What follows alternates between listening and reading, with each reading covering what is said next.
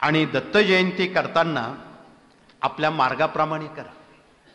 बरेच काही आंधळे श्रद्धा असणारे लोक पाळणा लावतात आणि दत्त महाराजांना पाळण्यात धोका देतात.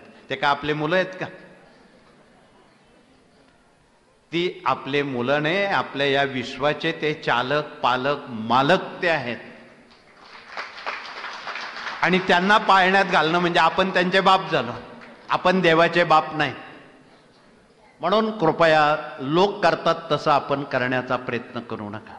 बऱ्याच ठिकाणी प्रचंड अनभिज्ञता आणि अज्ञान आहे आणि देवाला पाळण्यात घालून धोका देतात. म्हणजे आपण त्यांचे बाप झालो, आईबाप झालो. असं कृपया करू नये. म्हणून जी पिठले महाराजांनी नियमावली या मार्गाची आचारसंहिता घालून दिलेली आहे त्याला कुठलंही गालबोट लागणार नाही.